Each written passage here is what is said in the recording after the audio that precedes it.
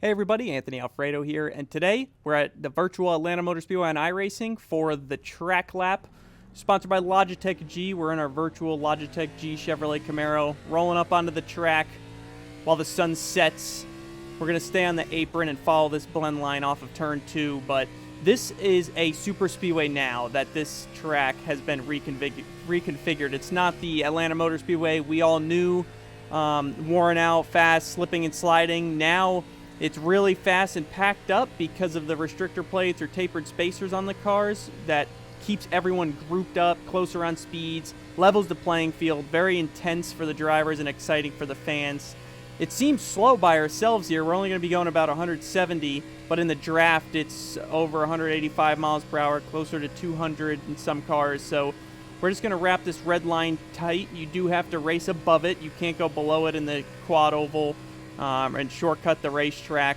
But we did see a lot of drivers work the higher side of the racetrack. I know for me, my car handled better up there, not to mention it just seemed like a freight train. So many cars committed to the top, and at a super speedway style race, the more cars that are in a lane, the faster that lane goes. So instead of working that bottom lane we just did, we're going to see a lot of drivers stay higher on the track, like up here for instance.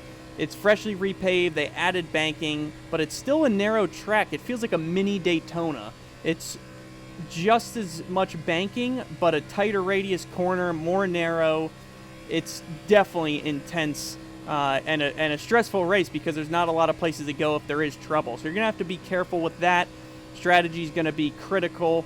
It's going to be pretty exciting because now we raced here twice last year. Everyone's got a better idea of what they need out of their car as far as the handling, what kind of setup they need to go fast, and of course, how the race may play out.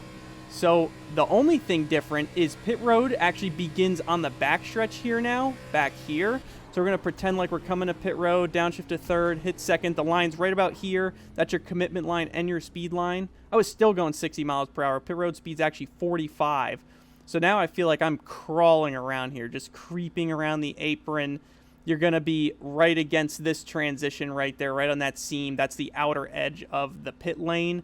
The original pit lane didn't start until off of turn 4, but they moved it to the entry of turn 3 off the back straightaway for safety reasons. Cars checking up in the middle of the pack and trying to make pit road right here since they reconfigured it, moved that wall out, has definitely made it quite interesting and potentially chaotic if there were to be a green flag stop for everyone. There was some unscheduled one last year, but nothing too crazy. But if there is a scenario of a green flag stop, that's going to be critical and change the whole complexion of the race because you can go multiple laps down. As you could see at this speed with everyone else going almost 200 miles per hour, you'd already be a lap down. You'll possibly be 2 or 2.5 laps down by the time you blend back onto the racetrack. So that's going to be something to pay attention to as far as strategy for the teams and drivers. Going to have to execute, not get a penalty, because then you'll be 4 or 5 laps down. Who knows? But for you fans, keep an eye on that this weekend as you watch the races at Atlanta Motor Speedway. It's been another track lap with Fast Pasta, thanks to Logitech G. And I'll talk to you all later. See you in the next one.